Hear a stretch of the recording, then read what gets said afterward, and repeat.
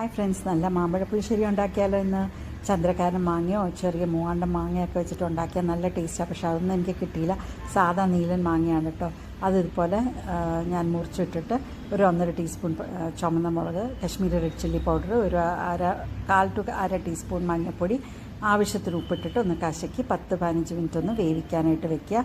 അപ്പോഴത്തേക്കും നമുക്കൊരു തേങ്ങ, 1/2 കപ്പ് തേങ്ങ, ഒരു നുള്ളു ജീരകം, 2 പച്ചമുളക്, പിന്നെ 1/2 ലിറ്റർ തൈരിൽ നിന്ന് കുറച്ചെടുത്തിട്ട് അത് ഇട്ടിട്ടാണ് കേട്ടോ അരച്ചെടുത്തിരിക്കുന്നത്. മഷി പോലെ അരച്ചാൽ അത് ചേർത്തെടുക്കുക. പിന്നെ ബാക്കി തൈര് ഒന്ന് അടിച്ചെടുക്കുക, അതും കൂടി ഒഴിച്ചിട്ട് ഒന്ന് ആവി കയറുമ്പോൾ എടുക്കുക. പിന്നെ ഉലുവാപ്പൊടി ഇടണം കേട്ടോ. പിന്നെ ഞാൻ കുറച്ച് പഞ്ചസാരയും കൂടി ഇട്ടിട്ടുണ്ട്. എന്നിട്ട് അതെല്ലാം ഇളക്കി ഒന്ന് ആവി കയറി കഴിയുമ്പോൾ ഓഫ് ചെയ്ത് വയ്ക്കുക. പിന്നെ കടുക് വറുക്കുക. കടുക്, ഉലുവ, ചുവന്ന മുളക്, കരിവേപ്പില ഇട്ട് കടുക് വറുക്കുക. അടിപൊളി മാമ്പഴ പുളിശ്ശേരി റെഡി. ഇപ്പോൾ എല്ലാവരും ഇങ്ങനെ ഒന്ന് ചെയ്ത് നോക്കുക. എൻ്റെ ചാനൽ സബ്സ്ക്രൈബ് ചെയ്യാത്ത കൂട്ടുകാരുണ്ടെങ്കിൽ ഒന്ന് ചാനൽ സബ്സ്ക്രൈബ് ചെയ്തേക്കണേ. ബൈ.